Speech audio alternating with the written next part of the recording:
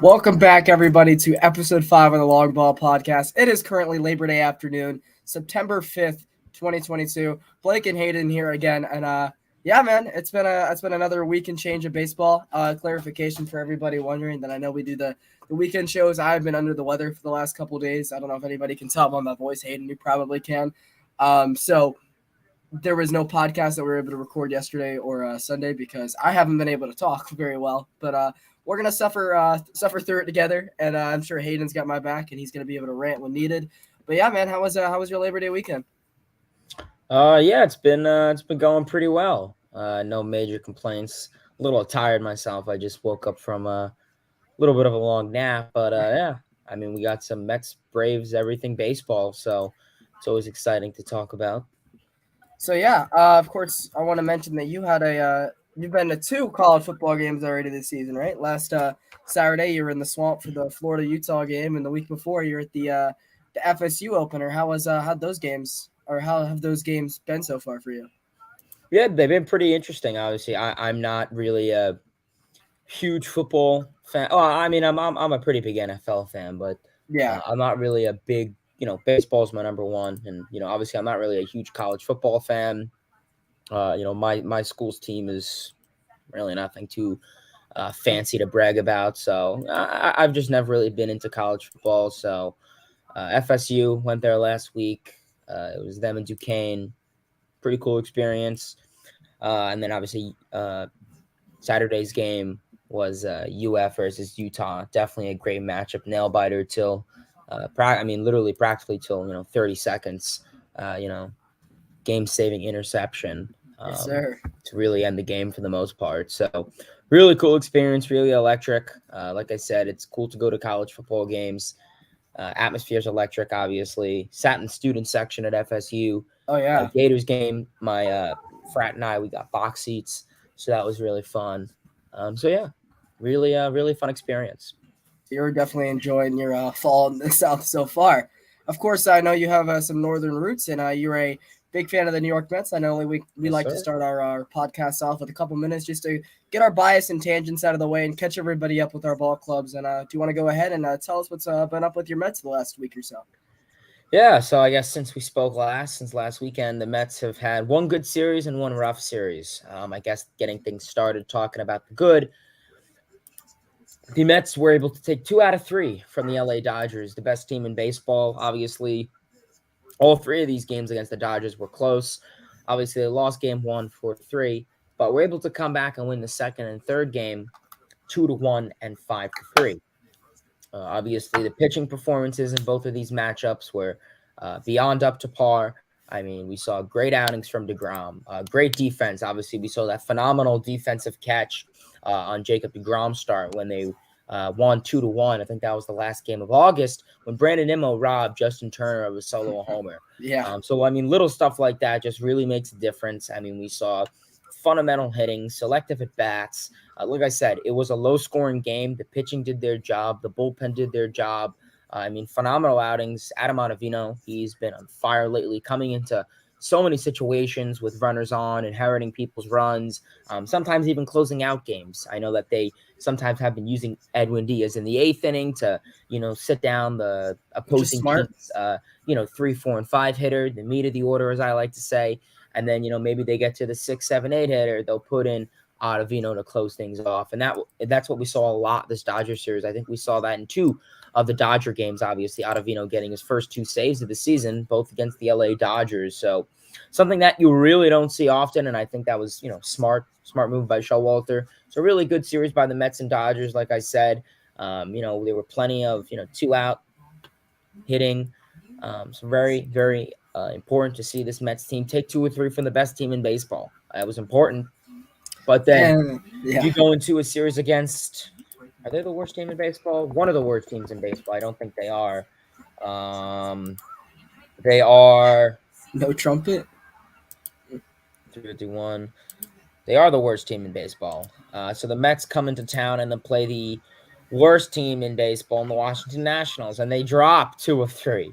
So, I mean, that was just very unfortunate. Obviously, going into this, series. Expectations were high. I know usually when you're playing any team that is, a bottom feeder, last place team, I say take 2 of 3, just because Yeah. they're a team too. I don't want to get cocky, of course, and say, oh, you could sweep this. Best teams in the league beat the best teams in the league. I mean, The Pirates, worst teams in baseball win 65 times a year. The worst teams in yeah, baseball win 60 times a year, or lose I 60 times a mean, year. So Pirates, for example, they swept the Dodgers. I mean, little stuff like that. So, I mean, it was an unfortunate series, like I said. I mean, I think a big part of it was Carlos Carrasco's outing yesterday. He was not ready. Obviously, he was sidelined for 2 weeks due to a left strain in his leg, and he just was not ready to return. Obviously, can't really make a rehab start, I guess, because minor league season's kind of wrapping up, and I don't know. Guessing they just felt that he was not in need for a rehab assignment. They put him out there, and he just struggled immediately in that second inning. 2 2/3 innings pitched and got beaten up. A lot of light contact. It wasn't any home runs, no long balls, just a lot of base hits, and doubles, and yeah, he just really got beat up. His defense was able to bail him out a couple times, but you can only rely on your defense so much. You're going to need to start selling some strikeouts, and Carrasco's capable of that. So, I mean, a really unfortunate outing for Carrasco. Like I said, I mean, it's kind of been in conversation where, do you trust Carrasco in that rotation? He really fell apart. It was unexpected, in my opinion. People are saying, do you trust him in the rotation? Absolutely. I mean, this dude has had, if we want a ratio from good to bad starts, it's like 8-2. So, I'm not worried about Carrasco in the rotation. If it's anyone, it's Walker, to be completely honest. And, do you Taijuan think the Mets bring Walker, him back? probably not.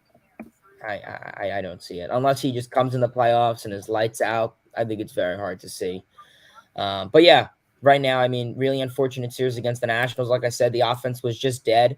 I mean, you were facing 2 lefties, and I mean, I've said it 1,000 times. This team just cannot hit left-handed pitching. I mean, you're facing Patrick Corbin, who has 17 losses, one of the worst pitchers in MLB, and I mean, you get 1 run off of him. I mean, that's just really unfortunate to see. I mean, like I said, he's a lefty. The Mets have beaten up on this dude the past 3 times we faced him. So, I mean, the fact is you only get 1 run, I mean, this whole game by Eduardo Escobar on a solo shot. That's just really unfortunate. I get it. You had the game in the palm of your hands until the 9th inning. And obviously you put in Adonis Medina, the bullpen collapses. So, I mean, that's been another thing that we're going to talk about. Medina comes in and just sucks. 1/3 of a bat, 1/3 of an inning, 5 hits, 5 runs. I mean, talk about an outing. That's horrible.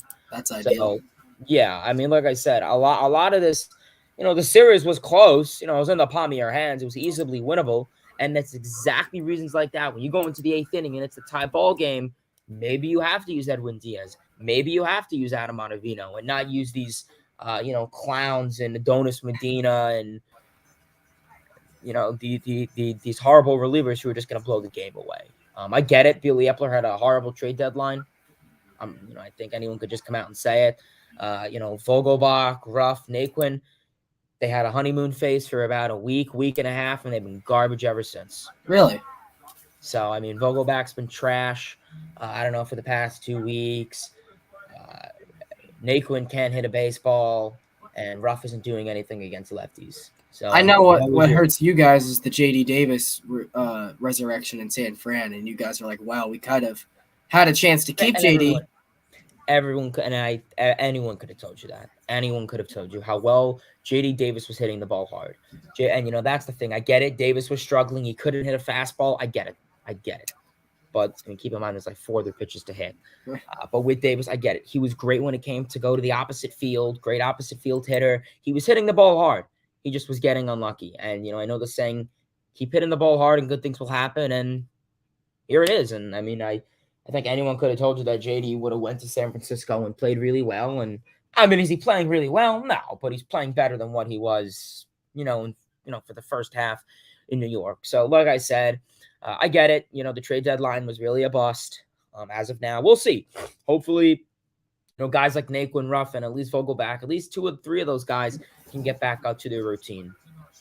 This offense is slumping, and what you see is when 2-3 guys in this offense slump, the whole offense slumps. The only guy in this team that is hitting consistently is McNeil. McNeil, since game one of this season, has been hitting. He has not had a single slump, knock on wood. He has not had a single slump in this season. Alonso had a weak slump. Lindor had a 2-week slump. Everyone's had it, but McNeil's been the only consistent guy really all season.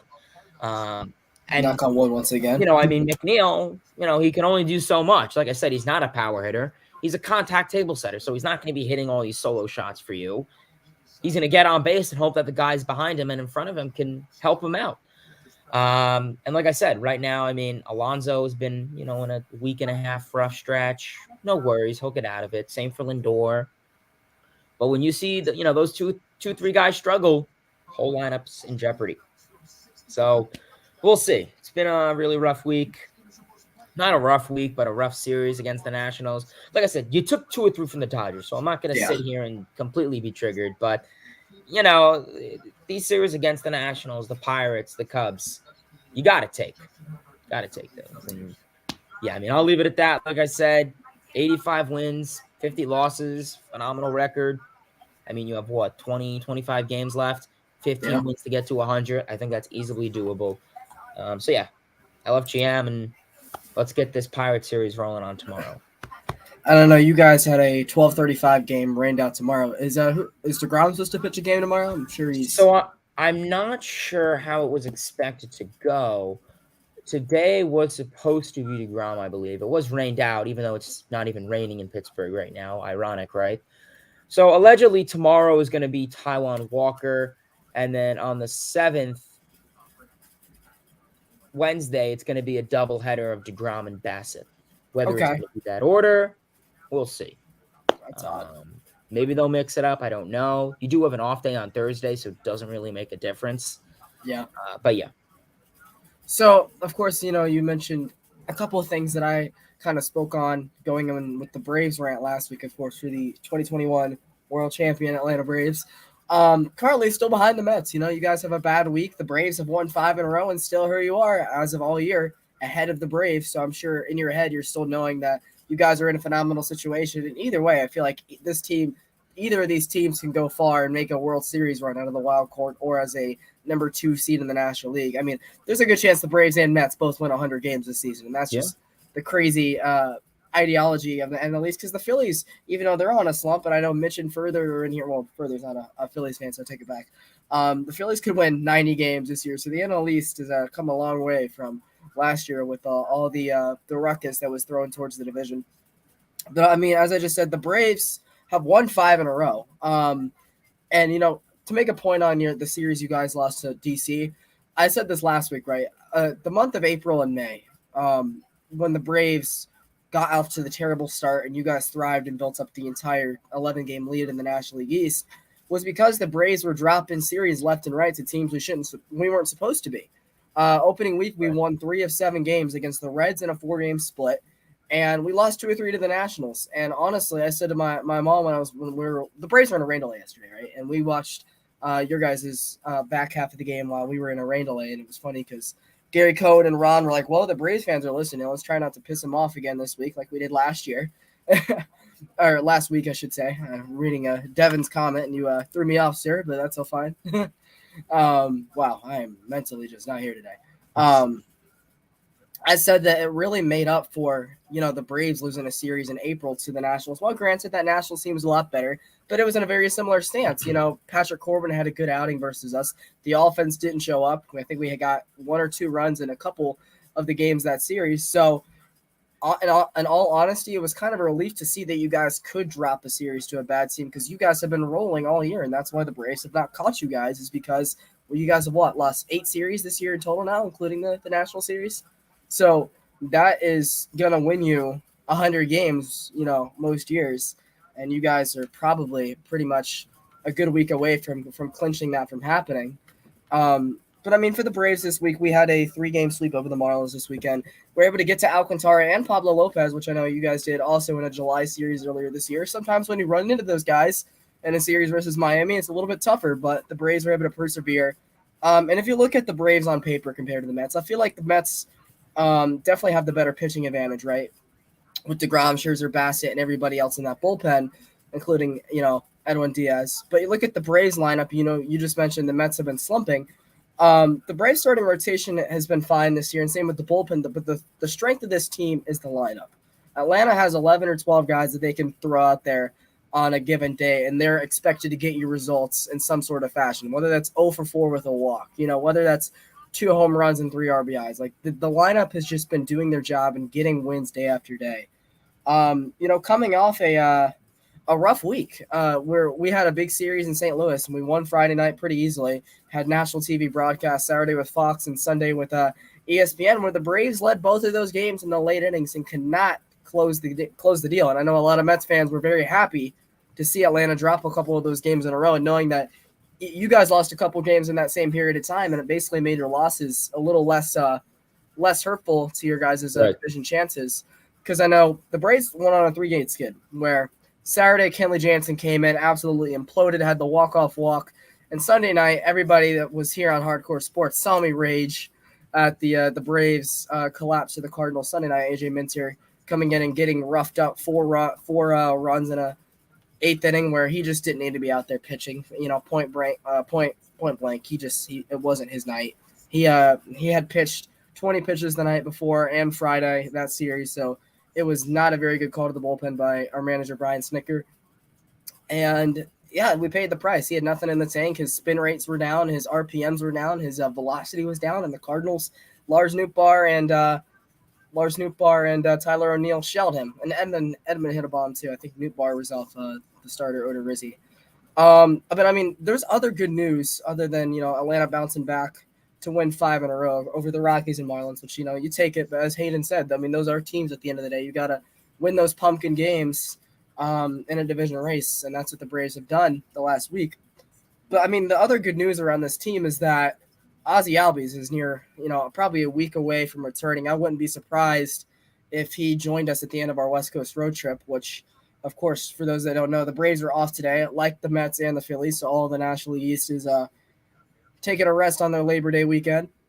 We go out to Oakland Tuesday, Wednesday, and the Braves got to win both of those games. There's no excuse for splitting or getting swept in that series. The Braves need both of those games equally important because this weekend they go to Seattle. And while we do miss Luis Castillo and George Kirby, that is going to be a rough series. Atlanta going into the Pacific Northwest, a team we don't know a lot, a team that's really hungry to make the postseason, a team that, Hayden, we've been live longer than the Nationals. The Mariners have been in the playoffs this century, so it's going to be a important 2-game series. And I know you look at it, it's Oakland, right? Oakland has beaten some good teams here recently. They won a series versus Houston. They beat 3 out of 4 against the Yankees. Beat the Yankees, yeah. Take it or leave it, and it'll be really awkward to see Shea Langoliers and Christian Pache perform against the Braves in a weekend or Tuesday, Wednesday series this week. But Atlanta has to take both of those games, knowing that you guys are facing Pittsburgh with your aces, and we got to face Seattle this weekend. Who do you guys face this weekend? So right now we do have a 3-game set against the Pittsburgh Pirates, and then obviously that Thursday is an off day. But going into this weekend, we are going to be placing the Marlins down in Miami, then the Cubs, then the Pirates again. So, the next week and a half, you got a pretty good matchup. And there's a chance that you guys miss Sandy and Pablo, being that they just pitched Sunday and Friday respectively. So, I mean, you got to expect the Mets to take 2 of 3, maybe even sweep in that Miami series, while the Braves might have a rough weekend out in Seattle. And while we declared the Giants dead on a recent episode, right? They've won 4 in a row. They're 64-68, a big sweep over the Phillies, which are making their playoff odds a little more finicky as the day goes by. That's a tough place to win if you're an East Coast team. No matter how good your team is, no matter how good that Giants team is, that's a tough place to win if you're an Eastern team going out to play in San Fran. And the Braves have got to win both of those Oakland games to set yourself up for a 3-3 rest of the road trip, making it not seem as bad. Honestly, not the greatest time of the year for this scheduling, being that you're still behind the Mets. And your guys' schedule, while you did drop 2 of 3 this weekend, I mean, I don't think you can expect that that's going to happen again throughout the rest of this month. And there's a good chance the Mets could be back up 4 or 5 games, as the Braves come back to Atlanta to see the Phillies, after that San Fran series 2 weekends from now. So this is a really crucial time. If Atlanta wants to win this division for a 5th straight year, they got to buckle down and they got to just go out and do it. And that's easier said than done, right? Because at the end of the day, the Mets are also a great, talented organization. But if the Braves want to do this thing, and we've been chasing you guys all year, it's currently 1 game back. They got to go win every series out west, and that's going to be a really tough task because I don't see a world where the Mets lose 2 out of 6. I see you guys going 5-1 against the Pirates and the Marlins. So there's a good chance that you guys are back up a couple days, and that's another week where the Mets have built up padding, and knowing that they're only a couple weeks away from clinching a National League East crown. Because I know we've stated this a couple times. We play for one more series, second to last series of the year in Atlanta for 3 games. But the good thing is for you guys is Atlanta has to sweep you guys to win a season series, and there is no game 163 this year for division. So if the Mets were to squeak out 1 win in that series and we're tied after 162, the Mets would then win the division, being that they won the season series outright. So, I mean, it was great to see that you guys had a slip-up weekend, knowing that we still have as chance as anybody. But how many times has it been here? I think it was 1.5 again for 2 episodes ago, and the Mets built back right a 3 or 4 game lead again. So it remains to be seen whether the Braves pass the Mets or not. I mean, we've been on your guys' heels all year, and you guys have thrived and kept us down. So, I mean, it's September. This has been going on since late April. It's been a cat and mouse game, and so far the Mets, with their pitching staff, have been able to shut out most odds of the Braves retaking first place. But yeah, to wrap it up, right, as I mentioned, Ozzie Albies and Mike Soroka are probably a week or 2 away from coming back. Not sure if Soroka will make a playoff roster for us or not. It really depends on how he does in the 2 or 3 starts he gets in Atlanta this year. This is why I've said that maybe MLB playoff roster should be 28 instead of the normal 26 to make room for your guys that are coming back from injury after a rough year, or, the young prospect to get time, the Terrence Gore, your third emergency catcher. It makes the roster planning in the playoffs a little bit easier. You get that extra bullpen prospect or that guy coming back from injury, third catcher, base stealer, so be it. And you get to play with a full team, because right now Atlanta's running out so many options. I don't know who's going to make the roster and who's not. We got Orlando Arcia back, who played a great second base for us for a couple of months this year in Ozzie Albies' time away from the team with injury. And there's a chance he doesn't make the playoff roster. Marcell Ozuna committed DUI a couple of weeks ago, and it looked like he was all but ready to get DFA'd or sent to AAA. Dude comes out and has a great week. He hit a homer yesterday. He's getting on base left and right. And with Eddie Rosario having the strikeout issues again like he did in the early months of the year, suddenly there's a little bit of a up in the airness about Ozuna and Eddie Rosario making a playoff roster, which I don't think anybody would have expected that, being that Ozuna was clear to come back and Eddie was the National League Championship Series MVP last year. So I don't know, man. I guess it's a great problem to have, right, when your teams are in a situation like this where you don't know who's going to miss a roster and who's not. But yeah, that's where the Braves are at currently. 84-51, 1 game back of your New York Mets. So it's gonna be a fun race to the finish, but it's been a fun race all year. Am I right? So absolutely.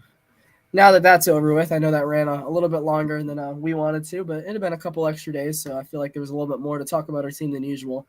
Let's get into headlines from around the league. Of course, the first one we got to talk about, I know they might be overused and publicized a lot more than most players this year, but I mean the talent and just the MVP race that we're having between Aaron Judge and Shohei Ohtani. I think what's incredible is Judge had a couple of games this week where he hit a solo homer and the Yankees lost 2-1. Sounds very much like Ohtani's summer days with the Angels this year.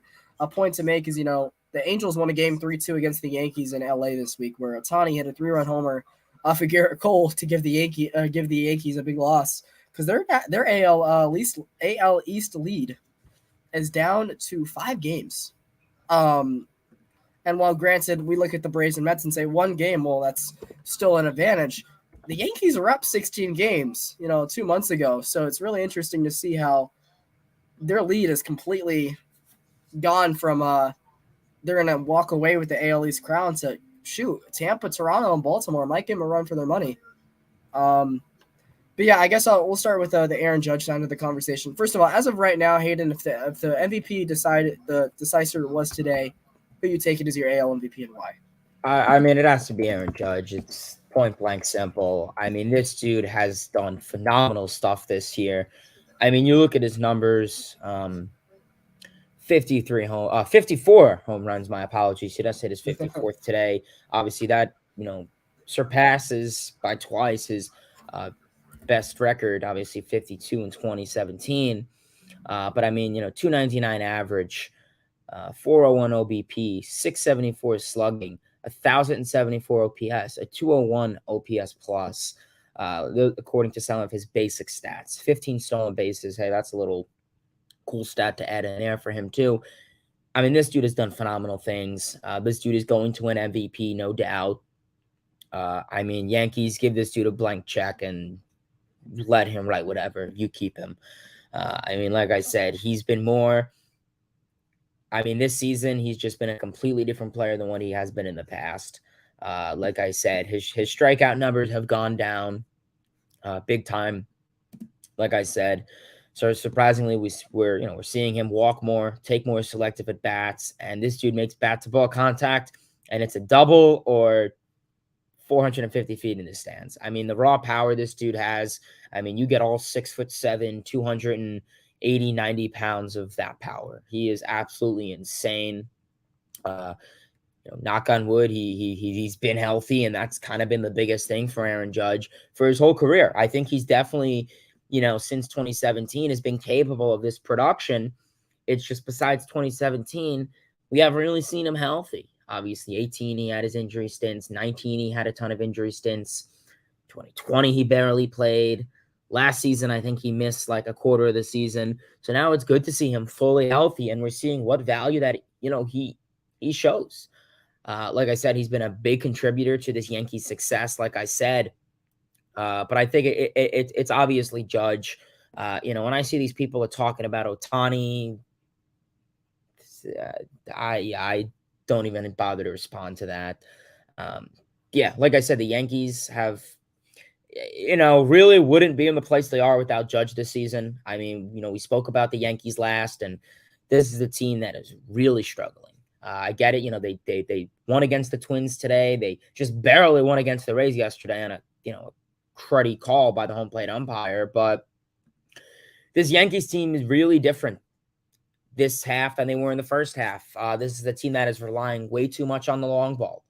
And we've seen it. The long ball may help you out in the regular season, but in the playoffs, it does not work. The Braves are a heavy strikeout or home run team.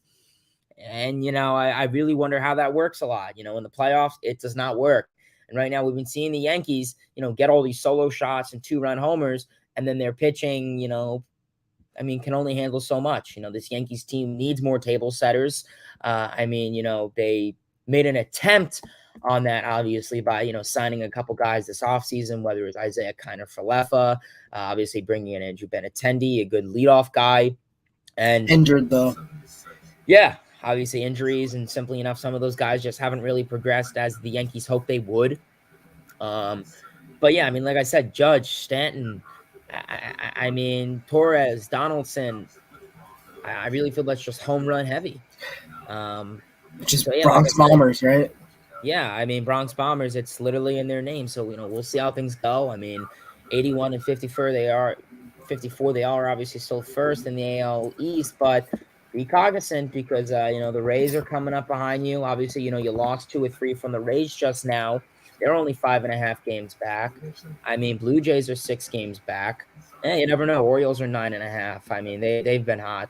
So yeah, and there's another topic for them later, right? Yeah, Orioles are almost 10 games over 500, 71 and 63. So that's insane. So, like I said, we'll see. When it comes to the Yankees, their numbers on the road, 35 and 34, not too great. So, maybe get more of that home field advantage. But yeah, we're just gonna have to wait and see how the Yankees can hold things off. If they could just continue to grind out, and yeah, they have a lot of stuff to work on. Want to know what would be crazy? I saw this on Talking Baseball's feed the other day. The Orioles, if they were in the AL Central, would be first in that division at 71 and 63. The tie in first between the Guardians and Twins at 68 and 64. The White Sox, so we declared dead last week of all the sun with Tony La Russa's absence, won 4 in a row again, and they're 500. I'm like, could you guys make up your mind, please, whether you guys are for real or not? So that's the AL Central, right? I wouldn't be surprised, Hayden, if the voters, because of course it's not a fan vote at the end of the day, right? I wouldn't be surprised if Ohtani still won the MVP. Um, why am I so mean in Twitter? What do you mean? Um, I wouldn't be surprised if Ohtani still won the AL MVP. And a lot of that comes back to, at the end of the day, it's not our decision. And there's going to be somebody in that baseball writer room that looks at his ERA and his pitching analytics and sees the hitting combinations with the lineup around him and says, you know what, he's got my vote ultimately. Because, I mean, Vladimir Guerrero Jr. won a triple crown last year, and he didn't win the AL MVP because of Shohei's year. So, I mean, if you look at the NBA, for example, right? Last 2 years, everybody thought it was Embiid's MVP award to lose, and Jokic pulled it out of his butthole, at the very end of the season. So ultimately, I wouldn't be surprised if Ohtani did win the AL MVP, but if it was my vote, I would be giving it to Aaron Judge. And I'll flip this question to you. Being that he is an impending free agent, you said that he's going to have a blank check. Owner that is able to give blank checks to anybody is your guy, Steve Cohen. Would you be surprised, and would you like him on the New York Mets next year? Oh, of course. Do I think it's possible? I think anything's possible in baseball. Considering Steve Cohen, new ownership has really made a lot of surprising moves. This would, by far be, the biggest splash, of the Cohen era, even though it's only been, 2 years. But, absolutely. That'll be what, off season 3? So, and of course, I know you guys are trying to clear some salary anyway with a possible like James McCann trade or something along those lines this offseason.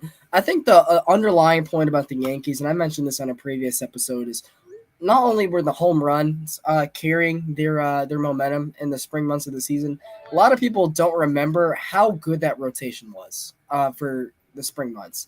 I mean, Garrett Cole was their 4th best pitcher for quite a bit of time throughout, Right. The early parts of the year. And you look at Jameson Taillon has gone down with some injuries, and that's kind of plagued him a lot of his career so far. And Luis Severino, who had come back and also had a great, phenomenal story this year, also has been out on the IL for about a month or two. So the Yankees pitching has had some dog day injuries, to say the least. I mean, you also look at Clay Holmes on the Phantom IL. Chapman now back on the IL with a tattoo issue, which is sounds like Aroldis Chapman in a nutshell to me. But the Yankees are having a closer by committee at this point, which a first place team in the month of September, that's not ideal. You're not the Tampa Bay Rays. And speaking of those Rays, they might have Glasnow and Wander Franco rejoining this team in about a week. And I still think they have some series left with the Bronx Bombers. And as we mentioned, they won a series against the Yankees this weekend, gained ground, and they're only 5 games back of the Yankees for first place. And Toronto isn't going anywhere either. So I would not be surprised, Hayden, if the Yankees were out in the DS. And that's, I know, crazy to say because everybody talked about it being an Astros-Yankees arm race for months going up to the trade deadline and past that when they played their series for the year. I just think that Toronto and Tampa Bay in a 5-game series are better made to win a playoff series over the Yankees. And I think that it's really Houston's league to lose at this point in time. And it's kind of been that way for a couple of years, but that's where I stand on that. We mentioned this earlier. The Orioles 9 games above 500, or 8 games, 71 and 63, would be first place in the AL Central. But not only did they call up their former number 1 prospect, Adley Rutschman, in the spring, they called up the new Major League number 1 prospect in baseball, friend of the pod, RJ. He knows this guy in real life. Gunnar Henderson got the call up for the Orioles the other day and is already hitting bombs out in Camden Yards and in Cleveland on the big road trip for them. What's this mean for the Orioles? Yeah, it seems that the Orioles, they were obviously, talking a couple of weeks ago about calling this guy up, and I said, we'll see. Obviously, 21 years old, coming out of AAA, pretty reasonable. The Orioles like to call up their guys young, unlike some other teams, which is I think great in my opinion. But yeah, obviously, calling him up, obviously him and Adley Rutschman have really been a contribution to the team's success. I know guys like Rutschman, kind of didn't start to get into the, their groove, until a couple of weeks down the line. But yeah, Henderson also is starting, and we'll see. Hopefully he could be consistent. Like I said, But yeah, I mean, right now, like I said, Henderson, shortstop, third baseman. I mean, that's an ideal position to fill up. Obviously, it's I guess a better replacement than a guy like Rougned Odor. Obviously, I think anyone would rather have, their young future shortstop out there, second baseman, whatever, than Rougned Odor. So, yeah, I mean, we're honestly going to have to see. He's trying to pull up his stats. I mean, I guess while you pulled it up, I'll say that not every rookie, comes up and tears the cover off the ball at first, but it seems like it's a tale of two stories. Either they come up and they hit 400 for a couple weeks, or they come up and they hit 080 for a couple weeks, and then they start lighting the world on fire. It's very rare to see rookies come up and just hit a steady 270 for a period of time. So Gunnar getting the back half of it, and Adley, of course, struggled. Go ahead. Yeah, I mean, short sample size, obviously. I mean, he did homer his first at bat, something that we don't see a whole lot. Obviously, we saw with a couple guys like Brett Beatty, but now obviously Gunnar Henderson, obviously 23 at bats, 7 hits, homer, stolen base, 304 average, 333 OBP, and an 855 OPS. So, like I said, small sample size, take it with a grain of salt, but this dude is definitely capable of, being a hard hitter, obviously. Bats on the left-hand side, so that nice sweet swing. Could have some, good advantages in certain ballparks, Fenway, Yankee Stadium, fellow division rivals. Being a lefty, that could work out for him really well. Yeah, but overall, I mean, he hard contact hitter, definitely top tier exit velocity when it comes to hitting the ball. Could he be a power hitter in the future? Something to explore about. I'm gonna pull up more of his stats. Has some good speed, like I said, 65th percentile in sprint speed. Like I said, small sample size, so that could be better, that could be worse, but hey, not horrible. Like I said, Orioles, they're trying to win ball games. You're trying to get these runs. Speed could help. 92nd percentile and exit velocity. So like you said, he tears the cover off the ball, hits the ball hard. Good things will happen. So yeah, I mean, I think it was a really appropriate move for them to call him up. Like I said, now that the Orioles are kind of competing, we'll see. If Gunnar Henderson starts to struggle, will they send him down? This is a different case than Adley Rutschman. When they called up Rutschman, it was May 17th. They weren't really competing. They were, 15, 20 games below 500. So they said, you know what? What do we have to lose? Now you're back to competing. Are they going to be willing to, let Gunnar Henderson struggle a little bit at the MLB level, or are they going to send him down and give those at-bats to whoever else? And I think that's where Jorge Mateo has kind of come in, because he's had a solid year for Baltimore. And while Odor is not the guy he was from his prime Texas days, Mateo has kind of been the stabilizer in that middle of the infield for the Orioles this year. And as you mentioned, when they brought up Rutschman, they were a solid 11, 12, 13 games under 500. People thought this might be another 50-win season for the Orioles, and they shocked everybody in the summer of being the team that they could be for the future. And they had a 16-game win streak or something ridiculous to that amount. And I think this team is going to get better as the years go by, right? So if this is a team that doesn't make the playoffs this year, kind of like the Seattle of last year, or even if Cleveland ends up in a similar scenario this year, these are the types of teams that are going to get better and spend more money, and guys are going to blossom as the years go by. So I wouldn't be surprised in a couple of years that we're sitting down watching a Baltimore Cleveland ALCS, right? It's just it's the tale of baseball, right? And I think especially with the 6-team league playoff now, there's so much room for these young teams to get in and actually do a little bit of damage, right? Before then, it was maybe they came just short because of the inexperience, got to them in September, or they get to the playoffs and the older teams would just steamroll them. But now that it's a best of 3, anybody can go out there and beat them on a given day.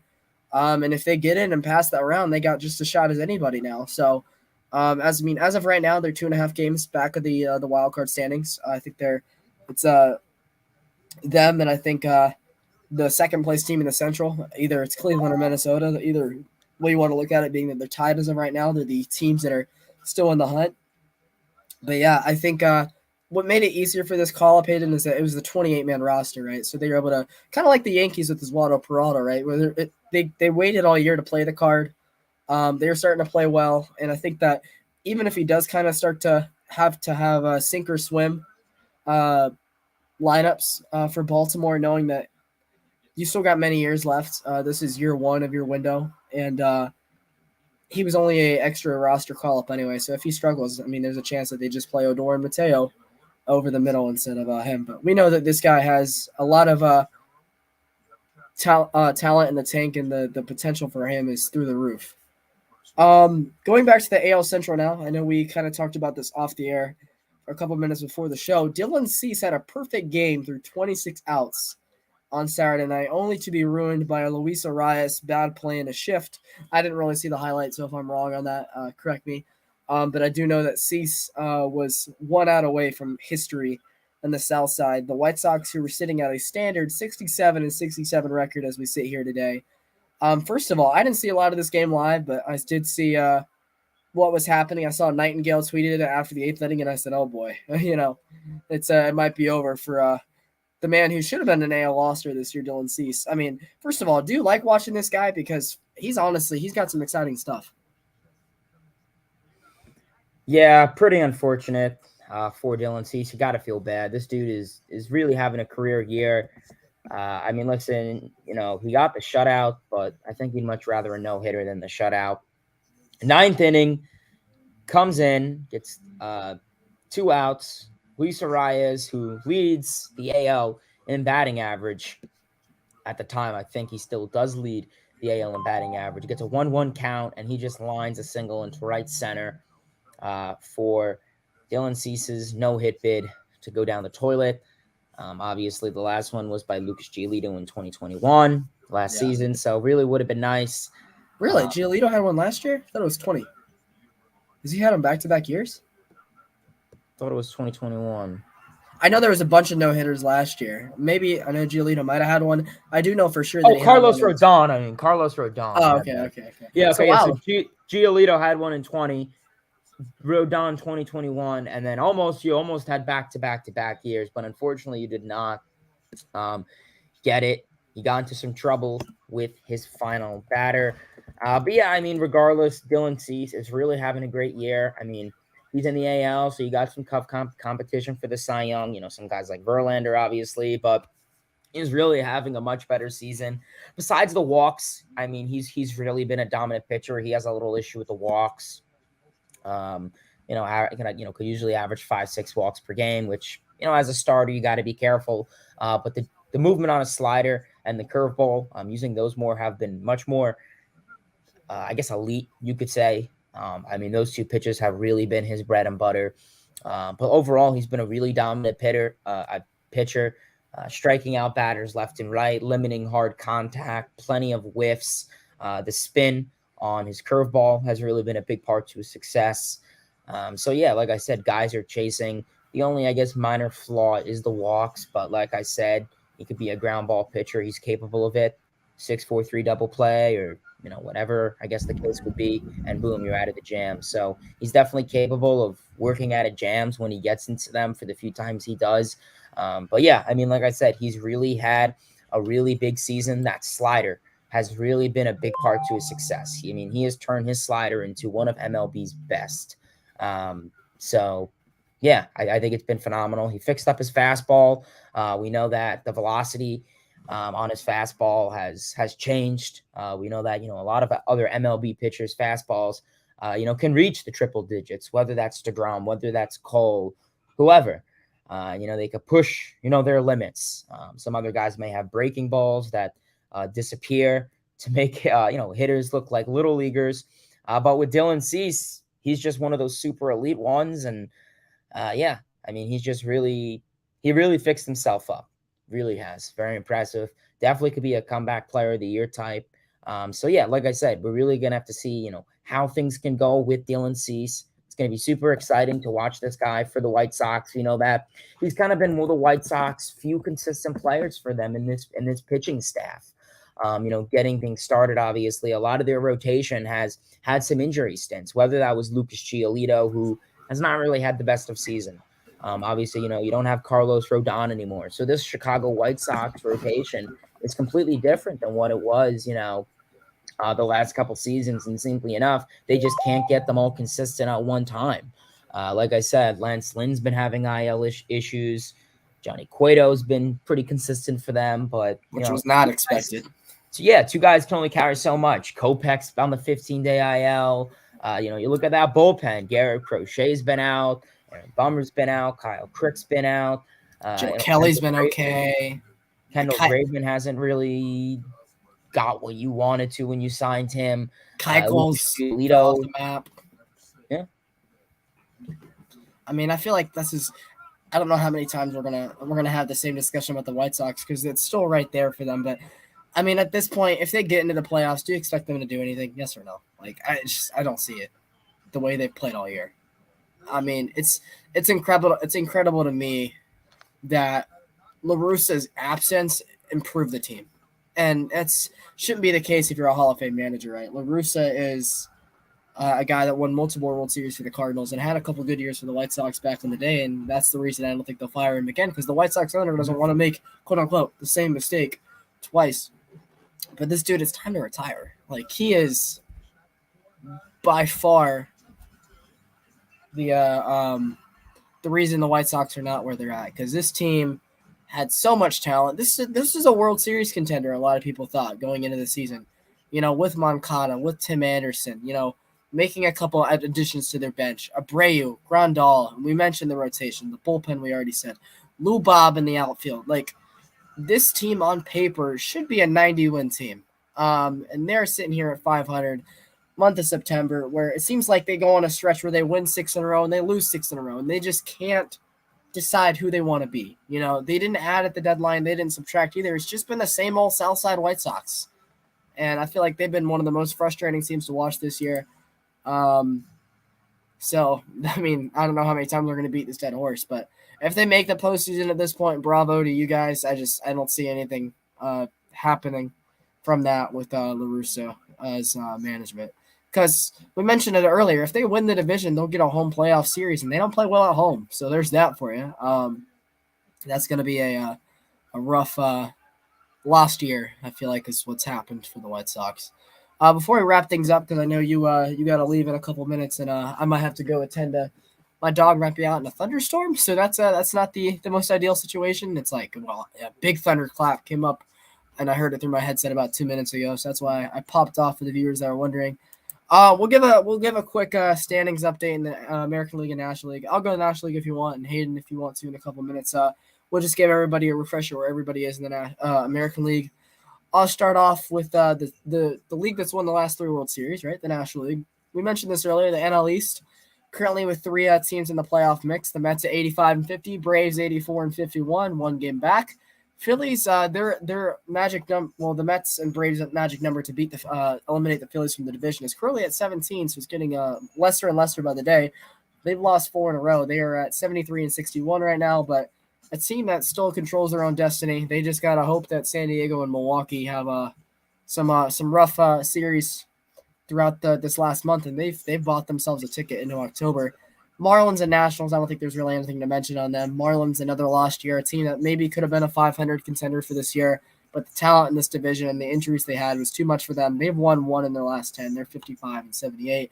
And the Nationals, the worst team in baseball, coming off a big series win against your Mets, still at 47-87. If the MLB draft was today, they'd have the number 1 pick. NL Central, right?